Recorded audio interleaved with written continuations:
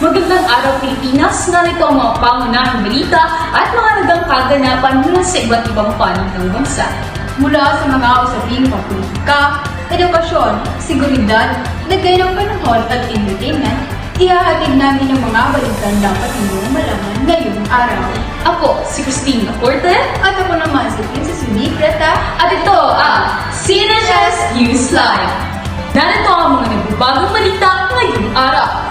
Patuloy ang impeachment trial ni Vice President Sara Duterte sa Senado. Habang sinusuri ng impeachment court ang mga dokumento at testimonya kaugnay ng mga aligasyong inihain laban sa kanya. Isang insidente ng pananakit sa isang guro sa Elizalde National High School sa Macabao de Oro ang nagdulot ng panawagan para sa mas mahigpit na seguridad at disiplina sa loob ng paaralan. Samantala, patuloy na binabantayan ng Pilipinas ang sitwasyon sa West Philippine Sea habang ipinaglalaban ng bansa ang karapatan nito sa ating teritoryo. At mamaya, alamin ng pinakabagong balita mula sa mundo ng showbiz sa ating Chikang Minute. Simulan natin ang ating mga pangunahing ulat. Unang-una sa ating mga balita. Nagpatuloy ang impeachment trial ni Vice President Sara Duterte sa Senado bilang impeachment court. Narito ang ulat ni Jerry Libucas. Magandang araw. Nagpatuloy ang pagdinig ng Senado kaugnay ng impeachment compliant laban kay Vice President Sara Duterte. Sa pinakahuling mga pagdinig, muling hinarap ng mga testigo ang mga tanong mula sa mga senador tungkol sa mga dokumento at audit findings ng may kaugnay sa confidential funds ng Office of the Vice President at Department of Education. Patuloy namang iniharap ng prosecution ang mga kanilang mga ebidensya, hakbang nakahanda ang mga depensa upang sagutin ang mga aligasyong nakaloob sa kaso. Samantala, nananatiling nakatutok ang publiko sa pagiging takbo ng paglilitis habang nagpapatuloy ang proseso sa Senado. Ako si Jerry Libucas, nag-uulat. Maraming salamat, Jerry, sa iyong ulat. Samantala, isang insidente ng pananakit sa isang guro sa Macabao de Oro ang naging sentro ng usapin tungkol sa seguridad at disiplina sa loob ng paaralan. Isang guro mula sa Elizalde National High School sa Macabao de Oro ang napaulat na nasaktan matapos umunong salakayin ng dalawang mag-aaral sa loob ng paaralan. Batay sa mga unang ulat, nagsimula ang insidente matapos pagsabihan umano ng guro ang isang estudyante kaugnay sa paglabag sa patakaran ng paaralan. Nauwi ang sitwasyon sa komisyon na humantong sa pananakit sa guro. Agad namang nagsagawa ng investigasyon ang mga opisyal ng paaralan at mga kinaukulang ahensya upang malaman ang buong pangyayari at matukoy ang nararapat na hakbang para sa mga sampol. Binigyang diin naman ng mga opisyal ang kahalagahan ng respeto, disiplina at pagpapanatili ng ligtas na kapaligiran para sa mga guro at mag-aaral. Maraming salamat, Christine. Manatili lamang po. Magbabalik ang ating pagbabalita matapos ang isang maikling patamastas. Ano ba ang nangyayari sa'yo? Wala ka na pakialam. Hindi na kita matindihan eh. Kailan ba kayo? Picturean mo nga ako. Dahil hindi ko na kayang basahin kung anong nandyan sa utak mo. Kung galit ka, sabihin mo sa akin. Sabihin mo sa akin kung bakit. Kung nasaktan kita, sampalin mo ako. Sige, gantihan mo ako. Matatanggap ko ang lahat dahil kaibigan mo ako eh. Oh yes, kaibigan mo ako. Kaibigan mo lang ako. And that's all I ever was to you, Len. Your best friend. Nakuha mo, problema ka. Tagasunod.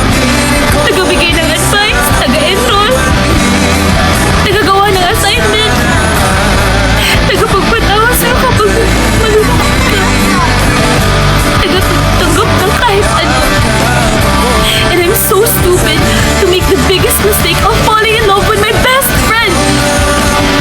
Dahil kahit kailan, hindi mo naman ako nakita. At kahit kailan, hindi mo ko kaya mahalin na higit ko sa isang kaibigan.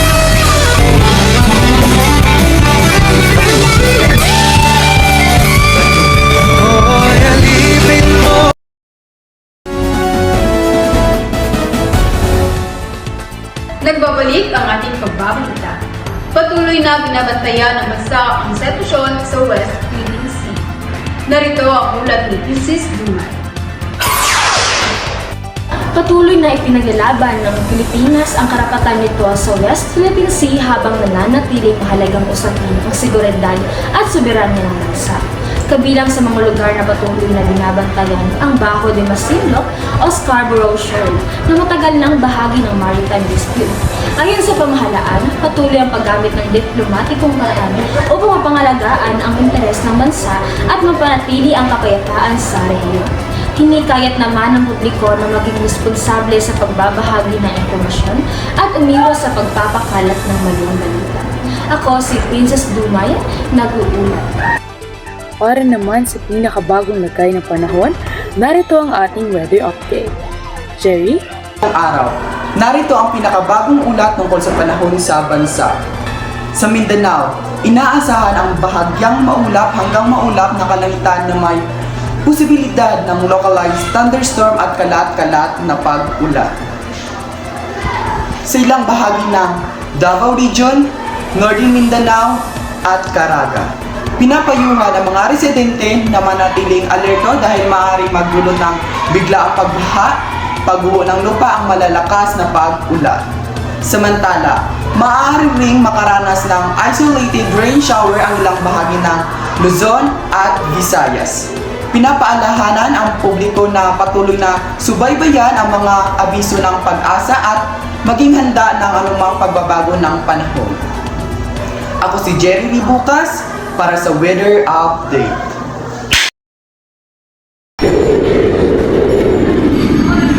Ang init! Asan na ba si Allen? Welcome for this!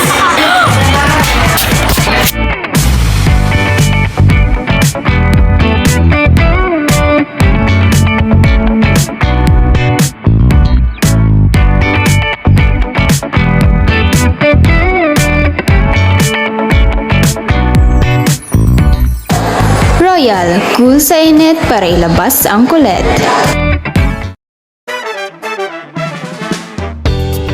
At mula sa mga pagunahing balita, dumako naman tayo sa mundo ng entertainment. Ito ang Chika Minute! Patuloy na pinag-uusapan ng mga tagahanga ang tagumpay ng P-pop group na BINI matapos nilang ipagpatuloy ang kanilang mga pagtatanghal at pagpapalawak ng kanilang audience sa loob at labas ng bansa. Dahil sa kanilang musika at performances, patuloy nilang naipapakita ang talento ng mga Pilipinong artists sa pandaigdigang entablado.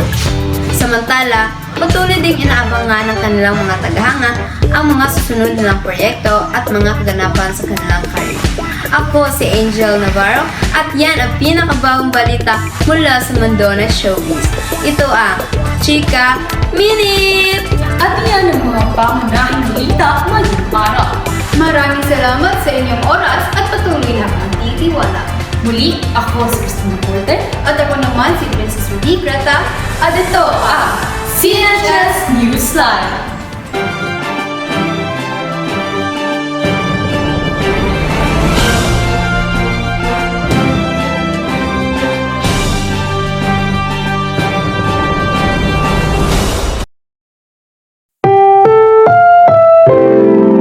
Ang programang ito ay rated SPG. Striktong patnubay at gabay ng magulang ang kailangan. Maaaring may masiselang tema, lengguwahe, karahasan, sexual, horror o droga na hindi angkop sa mga bata. I'm home! Oh, Han! Nandito ka na pala. Let's go eat na. Oh, great. Sakto, I'm starving na. Ay, nga pala, Han. Sir, di ka na naman ba siya? Si Ruby, Han, yung kaibigan ko nung high school. Hi, gamitin na talaga. In a way, welcome to my home. Okay? Salamat, Alan. Ang tagal na nating hindi nagkita. Mas bumaway ka pa. For the compliment. Pag hindi naman totoo, tumatanda na ako. Asus, hobby. Maka ba? She's just stating a fact. Ang pogi mo kaya, baby ko. Ew! Si Kuya talaga bitter. Ano? Ew. Oh, ma, anong gagawin mo? Stop! Yung ka na! May brain mo ka na! Ma, ano yung baby mo? Stop! Ano na baby anymore? Baby ka pa rin! Stop! Nakakahiya kay Tita Ru. Alright, fine. Anyways, basta baby. Ah! Sige na, kumain na tayo. Fine? Okay.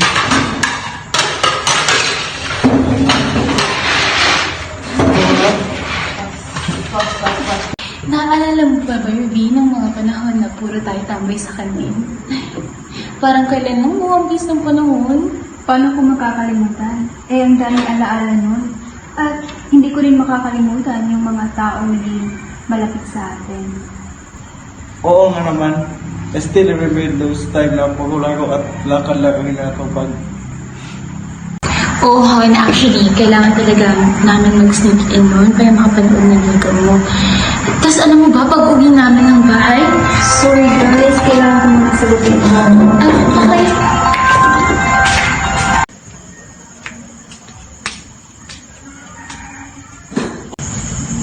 Hello? Oo, nandito ako ngayon sa bahay nila. Nakakadiri. Akala mo naman siya ang pinakamagandang babae sa mundo.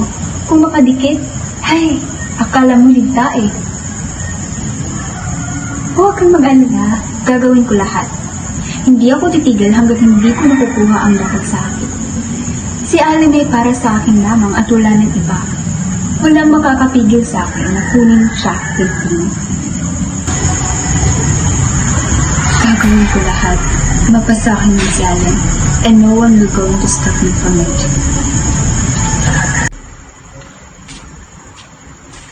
Pasensya na sa bala ha, nagising ako sa pansalit. Oh, hindi. It's okay, Ruby. Anyways, it's getting late na naman din. So, I suggest we stay naman here. Diba? Diba? Oo naman. Diba, Rika? Yes. Okay, thank you. Paano guys? Sleep na. Nandito pa rin ulit. Yeah?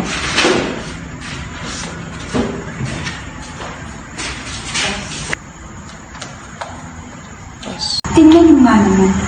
Parang umaayon sa akin ang tadhana. Oh, Arlen, gising ka pa pala. Ang bigat-bigat ng mukha mo ah. May problema ba? Wala naman. Let me guess. May problema kayo ni Tino. Well, if you need someone to talk to, my room is open. I can make you happy anytime.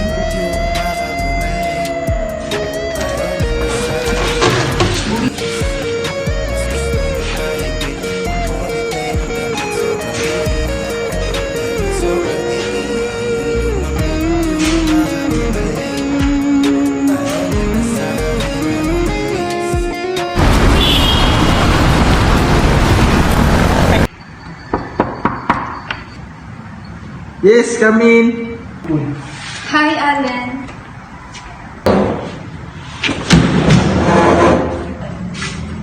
Ano ang nagawa mo dito? Oh, chill. Is that how you feel, lover? Seriously, what do you want? Can you please calm down? I'm just here to ask. Ano bang plano mo? Hanggang kailan pa ba tayo magtatago?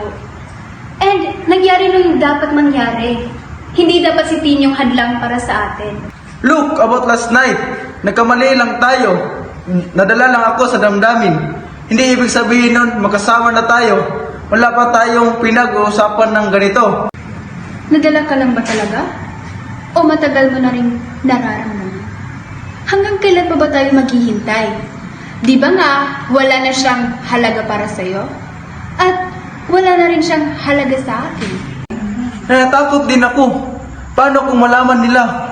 Paano kung masira ang lahat? May mga anak din ako. Kaya nating ayusin yan. Kung wala na siya, walang makakaalam. Walang hahadlang. Anong ibig mong sabihin? Papatayin mo siya? Ang talino mo talaga, mahal. Well, oo.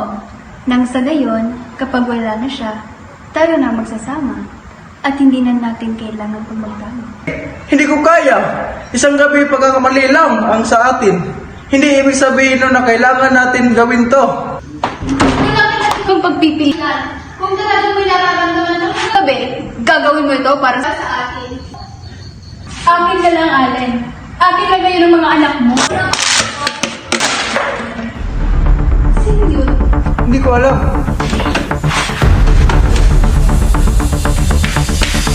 Lintik!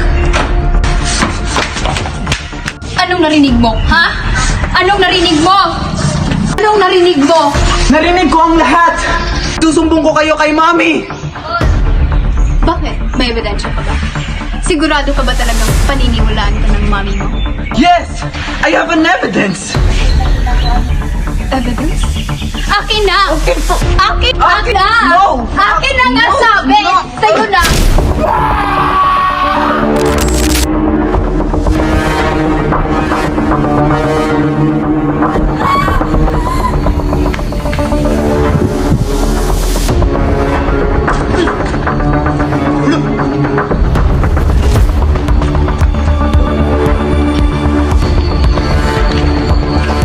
Mami, ano yan? Bakit ang daming tao dyan? Hindi ko alam. Teka, tara!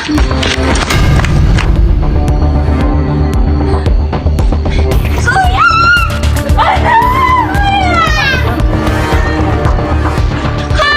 Ano? Sino may gawa sa'yo nito? Tulong! Isang tumawag ka ng tulong! Tumawag ka ng tulong!